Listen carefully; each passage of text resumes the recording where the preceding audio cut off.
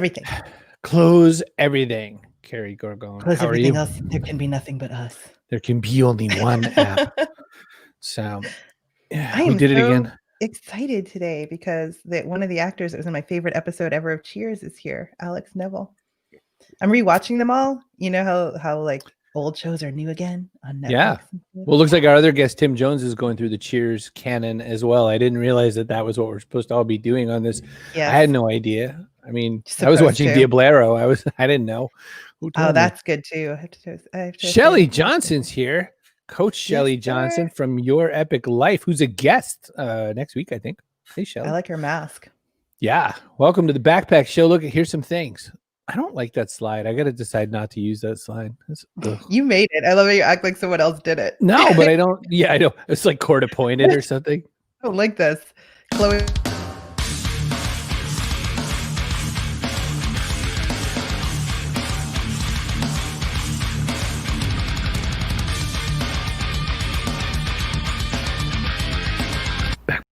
I just thought of another thing I'm going to do to you tomorrow. I just thought of it. I love it.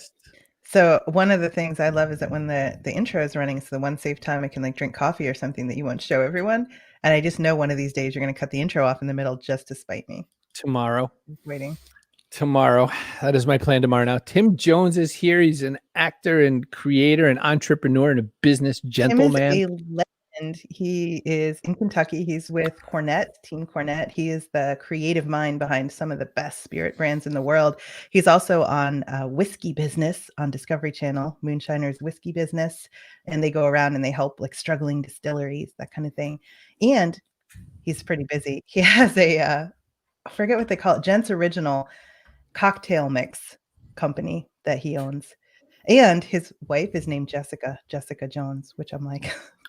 Jessica Jones. Yeah. Oh my gosh. The superhero stories at all. Or anti-hero stories, I guess. Keep David Tennant away. Hey, let's bring him in. Hi. Tim Jones. Welcome. You're muted for some reason. You are muted for some reason. Oh, there we go. Oh, good. This will be better. Yeah, that's good. You can hear me. That's good. That's 80% more Tim. Yeah. So I have to start with the fact that your website, Tim Jones Creative, at the bottom of it says Mama tried. Well, she tried. It's a fact. She tried really hard, and she succeeded in some spots, but others total failure. Would she want you to go into soda pop and you no went into bourbon? Like, what's this about?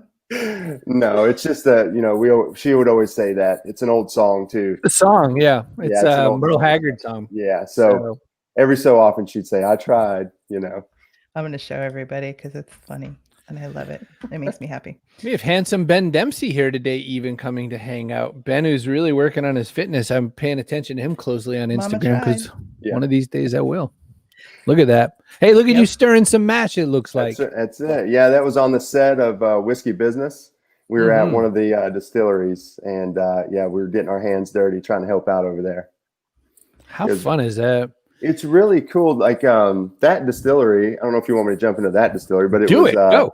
Bondurant Brothers. It was the brothers. Their legacy was told in the movie Lawless. I don't know if you saw that.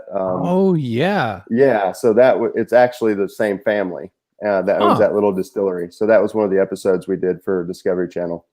And we went in and helped those and kind of recreated that legacy and sort of, told that story in their distillery. So it was really cool. How did you get involved with that, with Whiskey Business? It was actually, it's kind of an embarrassing story, but it's funny. So that's why we'll like it. I know. I'm going to have to tell it. This is the audience for it, but it was really a cold call. They called me, and so they called me. I get to the set. They hired me. I go and we start shooting, and I had to ask. I said the same thing, like, "How did you find me?"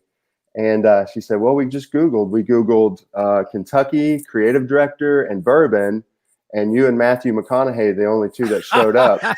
And I said, "Well, I guess he was busy. I don't know." So, but he was working on some Wild Turkey stuff at the time, and so it's true. That's how they found me.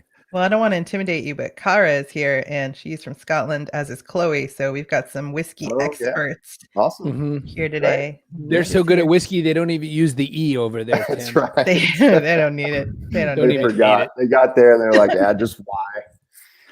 You know, before we go into any really important questions, you got me a little hooked on this Matthew McConaughey thing. You know, I read a whole lot of articles that, you know, said the same thing sort of the same way. So it felt a little press releasey more than it is real. Sure. You know anything, because you're a behind the scenes kind of man. Mm-hmm. You probably know some people who know some people. He said his hands were in that business. He said, like, you know, they said, wow, we couldn't believe how involved he was. He just wasn't some Hollywood guy. Sure. I have the hardest time feeling that. So you want to throw him under a bus? No, I don't. We're all on the same team here in Kentucky trying to move bourbon forward, you know. So I'm definitely a behind the scenes guy, but you know, things like that are good for bourbon. It exposes it to a whole different audience and things like that. So was that your first time being in front of the camera, so to speak? Like, is this the first time you've been a man of talent? It was. I was behind the camera and behind the scenes most of the time. And they just sort of stuck me out there. And I thought I knew what I could do, you know, but then they just sort of pushed me out there in a scene. And it was very historical facts and things that I was trying to understand what the hell was going on. And I was just kind of lost, but I just winged it. And after the first scene, I think they could tell I was a little nervous. And we were going back to the distillery and they were like, Jones, come here. And I was like, yeah. And they were like, you need some whiskey? I was like, yeah, let's do it. So then I found the perfect formula to knock the edge off. Well, you know, later we're going to talk to actor Alex Nevil. Maybe he'll say the same thing. They said, Nevil, want some whiskey? Yeah. So, I don't think that's how they do it in LA, but, you know, maybe. Do you recommend drinking bourbon neat, or do you mix it? Because you have a company that does all mixers and stuff like that. We do. So I really I drink most of mine neat. And we always say, if we're going to put anything in our bourbon, we want to make sure it's really good. So that's why we made Gents Original. So oh no, a respect for the whiskey and the bourbon. So we just wanted to make sure if you put something in it, let's make sure it's really good. And so we dial in the flavors just for it, and you know, help make a great drink. And it's great for home bars. We make it really simple for home bars. If you love an old fashioned or, you know, Moscow mules or anything like that, we have a flavor for you. So, and it was really just finding that there wasn't a ton on the market at the time. We started in 2014. So there wasn't a whole lot of options. You know, the cocktail boom was just starting to go. And so, yeah, we just want to make sure it tastes good. People doing a lot more drinking in the pandemic, business booming. Yes, people are drinking a lot more at home right now. So Gents has really had a good year so far, a better year than last year. You've got to try it. You don't know what you're missing. That's right. Well, so I'm thinking only neat. I'm with you. Whoever said that? That was Coach Scott Woodard. But if you do want a nice cocktail, and sometimes there's an occasion for that, give us a try. You know, your Moscow Mule, I'm curious, did you also test that up against gin? Because I'm a Hendrix and Mule kind of guy, like a ginny Mule. Yeah, for sure. You did that? Okay. Yeah, I got to try that then. Yeah, it's really great in vodka and gin. We make things for mezcal and other spirits as well. So well then. Yeah. Now that business you own with your wife, Jessica, how's it like working with your spouse? How's that going? Oh, it's great. You know, she's great. And is she watching? Can you not say? Well, no, blink 3 times if you need to. But no, I think she's great. She was really hands-on in the beginning. We did a lot of events. So just trying to get the brand out there. So we worked the booths and worked the events, worked the shows.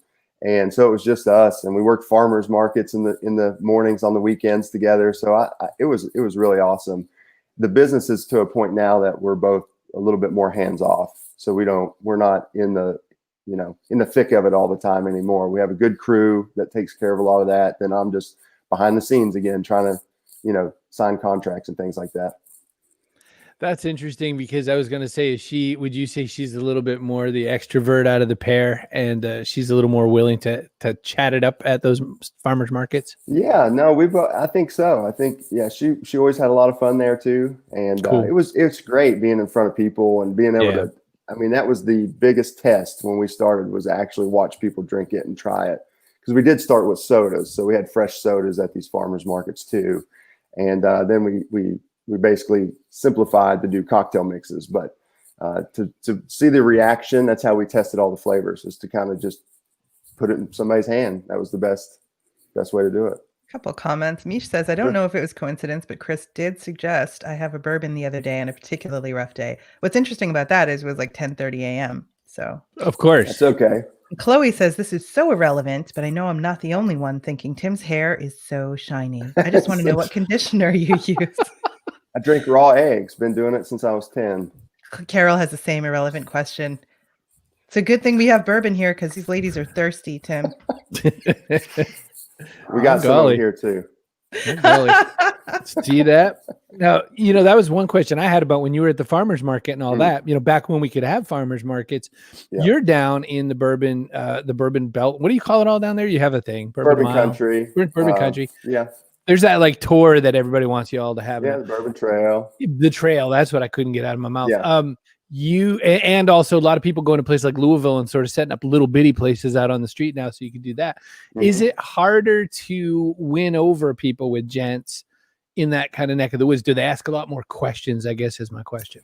That's a great question. And in the beginning, like I said, it was a lot of soda, so it was very different, So I have some bottles here, but we still test this, and this is relevant to your question. So in the first, we have just like Gents. It's like a soda and cocktail mix. Mm-hmm. And people just didn't know what that was. It was like, okay, what do I do with this? And I said, do you like Moscow mules? And I would ask them about cocktails. And they were like, yeah, I've had a mule at like Logan Steakhouse, but I liked it. And so then we started just putting the word mule on them, and that registered. So the same with like old fashioned. How's this work? Right. I just wrote. And so we simplified that, and then the questions, we started getting less questions. That teaches you a lot, doesn't it? The label has to tell the story, or you're going to have to do a lot more talking. Yep, I had to do a lot more talking. Branding guy talk about packaging things and how important that is. So yeah, because we have like like this one would be a flavor, right? Spiced blood orange.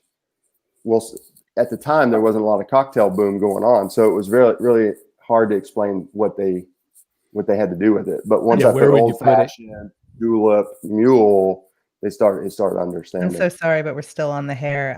Oh my golly. I don't know what to tell you. I should have put my hat on. Serious question. How do you engage the brand with non-drinkers? Or do you?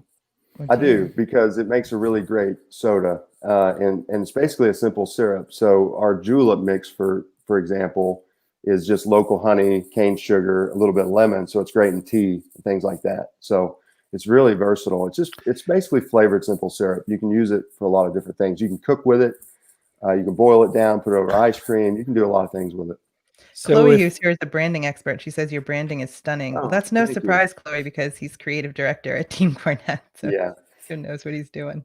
So that's a question. When you're saying this, I just all clicked on my head what you meant every time you said soda. I thought you were like literally bringing in like canned carbonated soda. Okay. I did in the beginning. We kegged it and then we had cans. So I got me like a soda stream on the kitchen table over there, the counter. I could use that in my soda stream. You're saying, right. Okay. Right. Michelle wants to know: do you ship to Canada? Yeah, we do. Hot dog. And Carol says, almost as stunning as your hair. Your branding. Good Lordicus. Good Lordicus. Can you just flip it? Just flip it. No. Just get it over with. Just one. I can't do that. But I cut like 12 inches off of it. There's a joke. About every 2 years, I cut it and I donate it. And I always say I'm a hair farmer. I've been farming hair for about 15 years. Every couple of years, I donate it. So Carol, get your name on the wait list. Maybe you can get it next time. That's right. That's right. Oh my golly. All right. We have just another question, and we're going to put you back in the box for a minute. But as the sort of rough times and whatnot, and as you have sort of made not just the ad business, but the transition into the entertainment business, you working on some new projects? You got some ideas that you could talk about, or what's going on in the Tim in front of the camera side of your business? Oh yeah. So in front of the camera, we do Discovery Channel does a show called Master Distiller as well.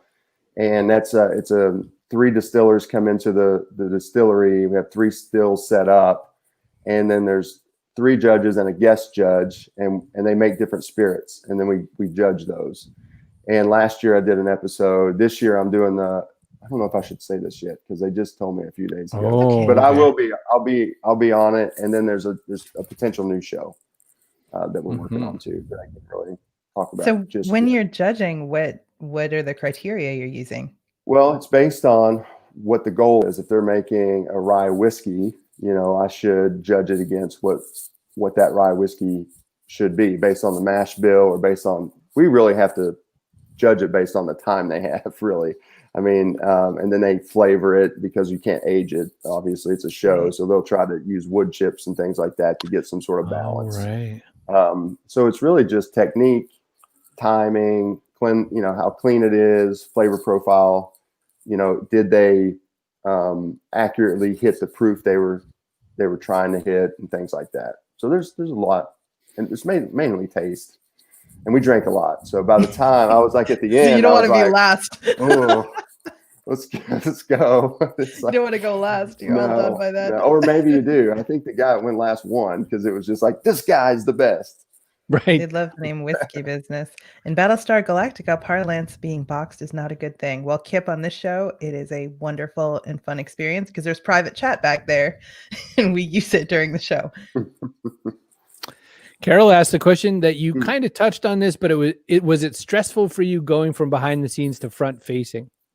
A little bit. I was excited to do it just because I'd worked with so much talent in the past, creating brand films and things like that. So it wasn't like I'd never been on set. So I think that helped. And so I was excited to do it. Everybody made me feel really comfortable. It was a good show. The concept was great. So yeah, anytime you ask to be on a show for, a major network, it's exciting. So I was ready to give it a shot. Well, Tim Jones, you landed that shot, and this is a perfect transition point. So thank you so much. Stick around if you can, and if you can't, then don't. I will. Thanks. Check out Tim on Instagram. I bet you can see more of his hair there. Tim Jones CD, lots of hair pictures. You can't believe it. It's all hair. It's a follicle folly. Gosh, nobody ever says anything about my hair. I know. What the hell? Oh, I shouldn't have cut it. All right, here we go. From a person who got dragged from dragged in front of the camera to a person who lives to be in front of the camera. Wow. Alex Neville, buddy. How are you? Good morning. Alex. Good morning. Thanks for joining us so early. Alex is in LA. No. Well, that's okay. I'm stuck on hair right now, and I'm just feeling like, do I have it to drink raw eggs, like hair that's as cool as Tim's? And the answer is no, I don't. No. I wish that I could. If I ever play a part, yeah, sure. But oh my God, that's gonna stick with me. I like that one. It's if you ever want to join Poison, I think that's a requirement. You're probably safe. Let me just put that on my list right now. Okay, got it there. So I discovered you, Alex, on Twitter because you had a series of really fun dog tweets, and I didn't even know that you acted. And then when I saw your IMDb page, I was like, oh my God, he's been like on all my favorite things, everything. Oh. And I thought he looked really familiar. It was because I had just watched the Cheers episode, Executive Suite, and you're in that one. The great thing about Cheers is that, not to date myself, but that's 1988, and it has never, ever stopped running. I think it's like, Friends came after it, so I think it's just going to last throughout time itself. It's great, and some people are just seeing it now for the first time, and it seems to be a good binge time.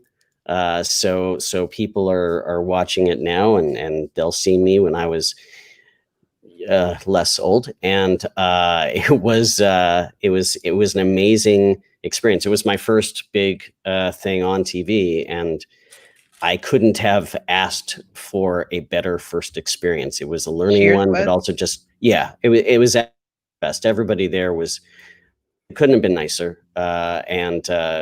Wow. And my scenes were primarily with Kirstie Alley. And so I came in post Diane, post Shelley Long. So I missed all of that stuff. But she could not have been sweeter. And at the curtain call, because after you tape it, they do the curtain call thing, and they everybody out. They introduced him by name. She gave me a kiss on the cheek, and I was embarrassed, not because my mom was there watching, but more because her husband was there, and I just thought, that's cool. Thank you very much. And then I took like one step over just a little bit. I mean, I don't know. I was a little scared. Oh my God. There it is. There's the thing. So good. It was pretty amazing. And I would say that, this is a cliche, but the truth is every acting job you get is also a learning experience. And it was just great. It was just great. I learned a lot. So what kind of things when you say that, I mean, obviously you learn a little bit about your delivery and all those sorts of kinds of things. What kind of things do you tend to pick up in a moment like that? I mean, that's the 80s, but pick something newer. Well, there's nothing, I would say, I also worked on NCIS. Oh, hey, what's that? Oh, that's, we had to share your dog tweets. Everyone's into the dog. Hair and dogs. I don't know. The dog tweets are a whole nother thing. I'll tell you about them if you want. But as far as I've learned, my favorite learning experience was I worked on. Wait, if that's for me, thank you very much, person. Scott, yes, thank you for that. I worked on Law and Order. Yes, I'm calling back yet another older show, but it was an amazing experience because I got in the last year that Jerry Orbach was on, and that's legacy stuff right there. I mean, he was on the show for at least 10, close to 10 years. Actually over 10 years, and he was great. And I was nervous doing it. It was just one scene, but I was very nervous because this is something I'd wanted to do forever. It was one of my favorite shows. And I lived in Los Angeles. They fly big name muckety muck actors out there. I flew myself out there to audition for it whenever I could get an audition. And so I got in not only while Jerry Orbach was there, that was his last episode. So it's like, oh, don't shut the door yet. I'm in. And we do this scene, and I'm being a smart ass. Can I say smart? Yes. And the character, is being a smart ass, and he has some information, and then he starts saying that he was picking up on a woman and I'm sort of disgusting Jerry Orbach's character. And he's supposed to grab a piece of my hand.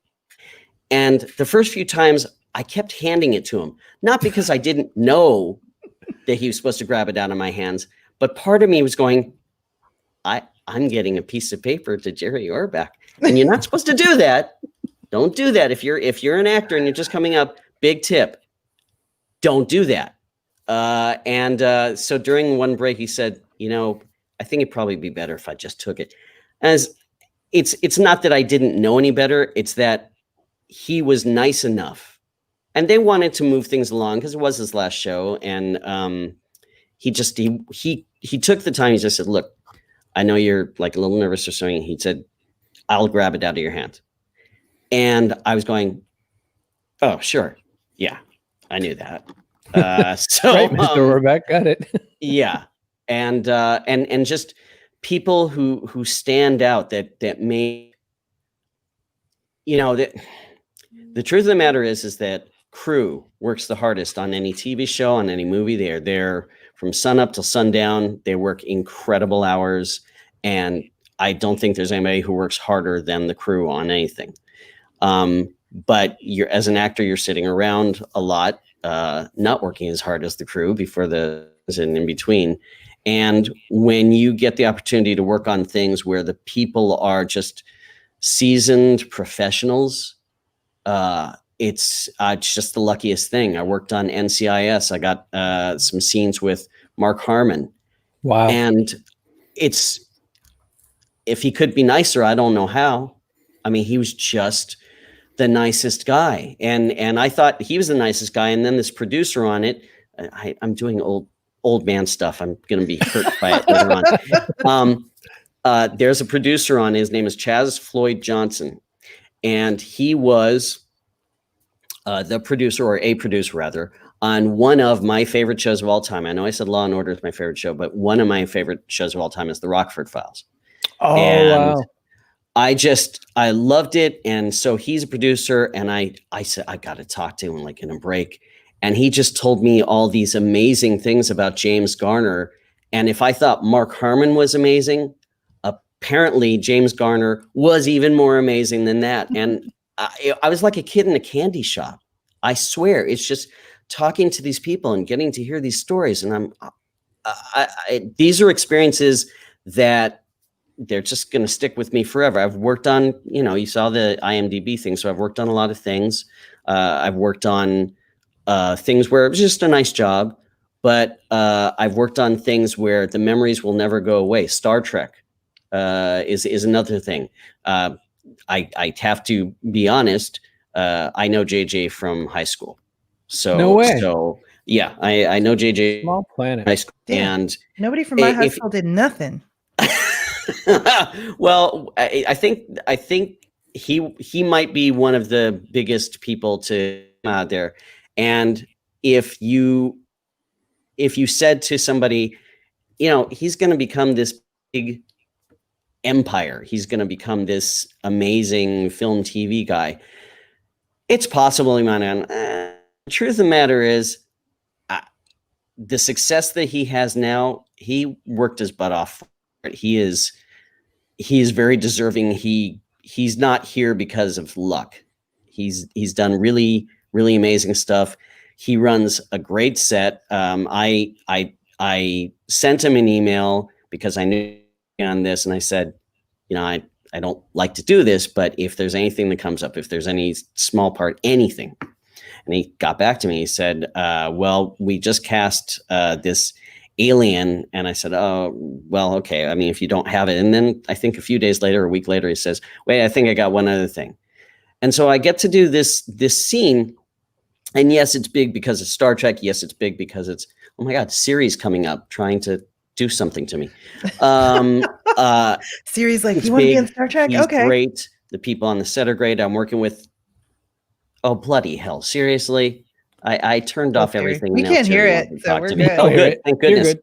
Good. I'm working with Chris Pine and Carl Urban with Kirk and Leonard McCoy. And as great as they were, and they couldn't have been nicer. We did a scene in an old army base that the building we were in was an old blimp hangar. It was cavernous. You go to a football game, you see an amazing stadium. It's very, very big. I've never seen anything enclosed like that. And I think they said that it could hold 3 or 4 blimps.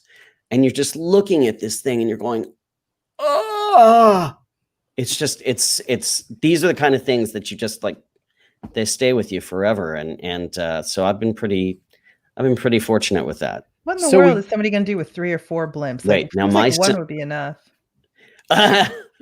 You can never have enough blimps. That's what I like to think about. But listen, Chloe's asking, what's the biggest challenge for you being an actor? Do you still get nervous?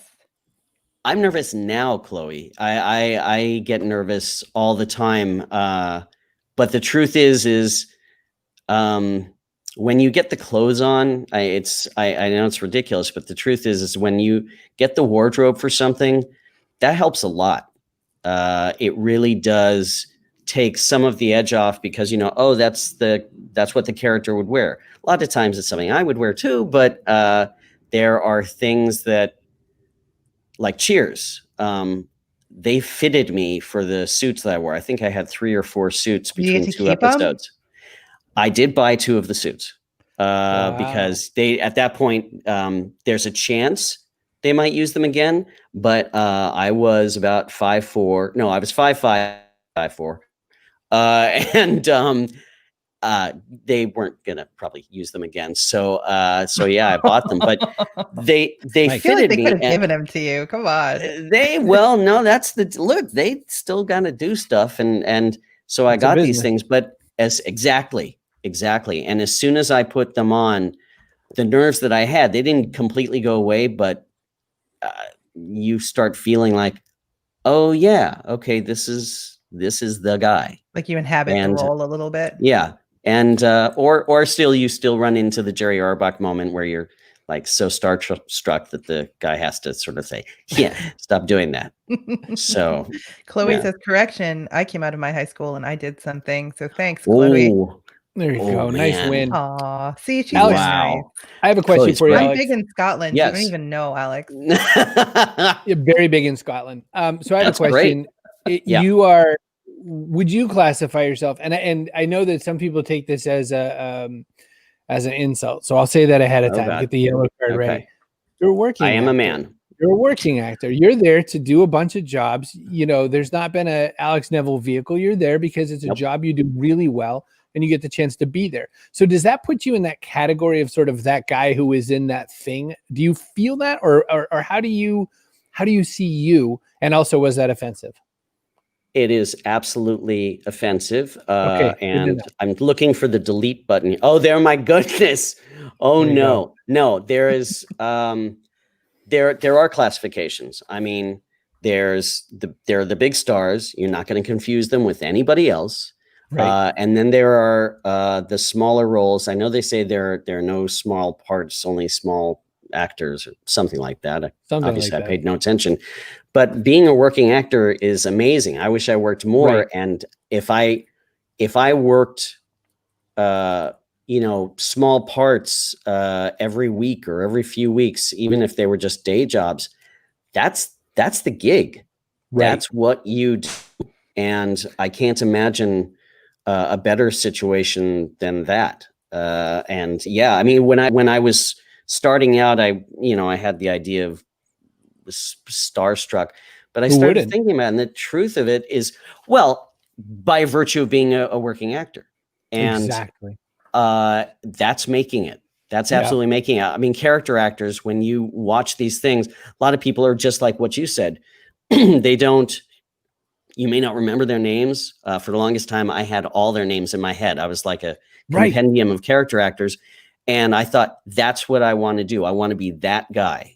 And in some cases, that woman, because there are so many character actresses who work all the time, too. And you go, I know her from The Thing. No, it's not an insult at all. When you said there's no small parts, only small actors, I'm thinking, you were 5'5" when you did Cheers. You're literally small. That's exactly true. And that's part of the joke of the character is that not only is he young, but I think I'm referred to as a pipsqueak and the little guy. Oh, geez. So they put it on. No, I asked that question because my friend Todd is the bassist in Slash's band. He runs a couple of his own bands, but he's also like the guitar guy in Kiss on Kiss cruises, and he's also Alice Cooper's guy and whatever. And he's exactly the same thing. He's a rock star, just like you're an actor, but he's a working rock star. He's a guy that, working. He's out there for the gigs. Slash is probably kind of his biggest of his gigs, but it's still a job. He's an employee of Slash when he's in that band, not like some pal. Right. So I think it's an important kind of connection. Absolutely. And it probably can apply to any profession. When you can do that, it's not only good because it's a business, as you said, you want to work, but it is a status. It's a level that you reach, and it's if you can get there. And I've been, I don't want to say that I don't have some skill, because of course you do. It can't just be luck, but there is a lot of luck involved. So I've been lucky, and then I was able to do the job once I did it. I'll tell you, men above 5'7" are the real anomalies. You're not always wrong. I will tell you who else is lucky. Tim Jones. Hey, it's Tim. Look, it's there. Oh, hello. Hey, you hit that button at the same time. What's that? I have to confess something to you, Tim. You know how there's an expression, something to the effect of don't trust people who don't drink.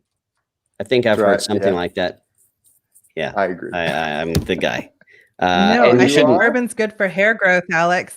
Well, yeah. Probably on my chest and my back. I don't think it would happen up here. Just something in my body chemistry would go, yeah, no. You need a little bourbon. You're just stressing out and the hair's falling out a little bit. You just got to calm it down. I tried whiskey a couple of Christmases ago. I just tried a sip.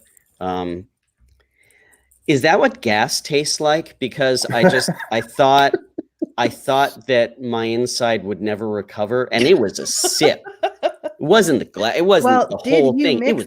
I need to find that original could fix anything. To find that gas station. Yeah. Absolutely no. If I'd had your product, maybe it would have helped make it.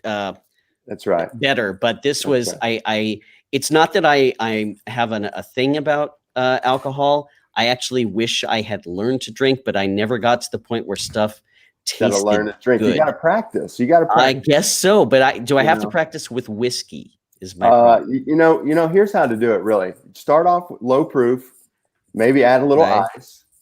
Okay. Sip it slow, Yeah. and then build up your proof. Start removing the ice, and you get that tolerance. You got to practice, just like acting. It's a skill. It's a skill. Chloe says Tim's new bourbon line: "Hair of the dog." Hair of the dog. Oh. See, mixes Alex's thing. I know how to take that. Alex and his dog tweets, and Tim with his bourbon can start a new line together. It's a dog theme show, ladies and gentlemen. There you are. Norman. We have two performers, two dog things. We're so far off the rails. Norman, we're never coming back. Exactly where it should be. Well, Go ahead. No, I got nothing. Nope. It's all you. I was just going to say, Alex, that's a heck of a lineup that you've worked on. So congrats on all that work. That's amazing. I know the scene in Star Trek vividly because I may have watched that movie 4 times in the theater, and I won't tell you how many at my house. It's a great movie. Good. I'm biased. Obviously, I'm biased, but it is a great movie, and I would have felt the same way even if I hadn't been in it. But I will say this: I don't want to make it's not about me, but the truth of the matter is that I'm actually the one who saves Earth. I hope I'm not spoiling it for anybody who hasn't seen it. I'm actually the guy. A lot of people give credit to Kirk and all this stuff. But had it not been for my character's incredible incompetence, they would not gotten onto the shuttle that take them to the Enterprise and eventually save Earth from being, annihilated by the bad guys. You don't get enough credit. And yeah, I mean, I was the guy who was bad at my job, so a little bit of applause for that, please. Thank you. Carol says this episode has a theme. Thanks, Carol. Tell us what it is. It's the dogs. It's the dogs. That was me in high school. What's the theme of this story? And I'd be like looking at other people's stuff. I was terrible at summarizing because the things I was interested in were not what the main things were. I would get Little House on the Prairie. I'm like, boring, boring, boring. Hey, she's got a boyfriend in the prairie, and the next neighbor's 3 counties away. That's interesting. And they're like, no, Kerry. No. Yeah, I focus on the wrong details. Alex, have you done any, not reality, but non-scripted work? That's the only work I've done. I'm not an actor, so. Well, they presented you as an actor, and you're in front of the camera. Yeah, I said it. I said he's an actor. Yeah, I get to just be myself, which is a lot easier. I don't think. No, I don't think I have. I think I would be nervous because at least when you're doing an acting gig, you're supposed to. You've got lines. That's one of the reasons why some people have said you should try stand-up, and I usually respond back in kind. I say you should try stand-up because it's not the right response of all. But I would not want to be up there with my stuff. With me, because that's just out there, and reality sounds everybody scary. Else. Well, that's what I'm wondering though too. Is I suspect, Alex, you're a writer as well. My guess. I didn't see too much background on that, but it strikes me that you may or may not have thrown a script over the wall at somebody or something like that. It hasn't gotten to that point just yet. I'm staying primarily with Twitter because that way I can learn to be funny in 10 words or less. So funny. And just like the truth of the matter is that I read all these other people who just absolutely have me falling over laughing just from their words. And I go, I want to aspire to be them because I think they're great writers, and so I just do my best. But Tim, I think you actually have more guts than I do, because you have to be real. You have a thing, and people come to you to see you. So Carol wanted to know, much harder thing. Is it easier or harder to be unscripted? And the thing is, we can't ask, neither Tim nor Alex will know because they've only done one of the two. We've done one, yeah. Scott wants to know what's in the mug. Well, it was coffee, and then in the break, I have to admit, I made Tim drink. That's not good. Now I feel awful. But Tim, what were you going to say about unscripted? Well, I don't know. I think it was more, just being yourself, but it's also like, it is nerve-wracking because you're like, am I interesting? Like, what am I just literally being myself, or should I play something up, or should I get mad? Do I add drama? So they just kept coaching me along, just saying, no, just be yourself. Just be yourself. Be yourself with some whiskey in you. Yeah. It changes. Mama tried. Yeah, she tried. Yourself with just a tiny bit of whiskey. Hey, listen, we got to do a couple of housekeeping things before we ask you what you're going to put in your backpack, because I forgot to do them anywhere earlier in the show. So we have a sponsor for this show. It's StreamYard. You can make a show just like this. So easy. Even I could do it. cbrogan.me/StreamYard is your sponsorship. cbrogan.me/StreamYard. They actually gave me real cash money. We also have a new thing called Person of the Day for no reason other than I felt like making a Person of the Day. And I thought that would be a good thing. So you know who's Person of the Day? The guy who showed up here late, Kip Meacham. Keep the Kelvin timeline alive, said Kip Meacham. And I am in full support of the Kelvin verse getting a little bit more love. That's why Kip becomes Person of the Day. There's no other reason or rhyme to that. There's no set of standards you can use to aspire to be Person of the Day. Don't try. Don't even try to be Person of the Day. It makes no sense to anybody but me. The backpack has stuff in it because the world is shifting, everything is moving, and we don't really know what's next. And so you can only really carry around a backpack. So what goes in it? I've added story because we all learn best from story. Collaboration. Vanilla Ice also appreciates collaboration. Autonomy. Set up the world your way. Manchu, which is a Chinese, Okinawan, not even Japanese, Okinawan word that means one family. And execution, like do something, do the thing. Now my question is, I guess we'll start with Tim Jones. No. What do we add to the backpack? Anything. People have said empathy. People have said humility. Whiskey. People have said pride. You can say whiskey. I say a couple friends. You need small friends like the little executive in Cheers. Well, how do you put empathy in a backpack? That's tougher. I could stick it's a metaphorical backpack. It's an idea. The only thing you're not allowed to do is put another backpack in the backpack. I should have thought about this ahead of time, but I think empathy is a really good one. How do you get through your business? Let me think of your last 5 years. If you gave one word to a classroom full of little kids, what would you say was their thing that they need to know? Well, for me, I've made an entire career on just being myself. So I think being genuine and honest what are two of the things that I feel like I've really, allowed me to push myself forward, was to just be honest, be genuine, and, work hard. I know that's a good conditioner. Yeah, and good conditioner. Jeez Louise, thirsty people. Man, am I nothing more? My eyes are down here, guys. So yeah, listen, my pal Leslie from 6th grade, my friend Leslie, is watching this show, and I'm just shouting out to her because she's alone in her office. She said, "Thank goodness I'm alone in my office because I've been laughing my head off." Did she go on to direct any major Hollywood hits? Yeah, I think she's also a Starship pilot. So listen, Alex Neville, what goes in the backpack? What has to go in to make people's life better for the next 5 years? Well, I will answer that, but Tim, I think you need another business of hair care products, because I think right there you've got it. I mean, if this isn't an argument for it, I don't know what is. I did think about this question, and I had a hard time because on one end I was going to say a golden retriever puppy. Because I think that would be, I'm a big golden retriever person. I've had 4 of them, and they're awesome, and they're cute, and they've got all that. That's why people go every time they see them. They're amazing. But the more reasonable answer is empathy is great. So I'm piggybacking on that, but also sort of branch of that, which is decency. I mean that in the most extreme version of the word. And I say that because if you look it up in the dictionary, it's sort of like a good person, but it's so much stronger than that. And I've got an 11-year-old, and yes, I want him to grow up to be a doctor or an architect or something that will take care of me when I get older. But if nothing else happens, if I somehow manage to raise him the way that I feel my parents did with me and my brothers, I want him just to be a really decent person, because that's not always happening.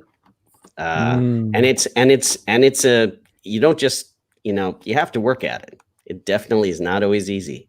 And I have been indecent from time to time, but I try. I mean, I am trying, I swear. So Kip says, stop objectifying Tim. So we'll do our best. I was sort of hoping he meant they were objectifying me, but I guess Tim makes more sense. Possibly both. Chris's dad loved the show. Carol loves golden retriever puppies. Well, Chloe would also like everybody wants the Scottish vote. Wants a puppy. Yes. Now you're huge in Scotland too. Big in Scotland. Oh, God. Yeah. That's our big thing. What I wanted. You did bra. Oh my God. Thank goodness for that. You have my mom to thank for this. So again, StreamYard is our sponsor, but my mom made me end the show in a different way entirely. So I guess I'm going to kind of meet her halfway in the middle.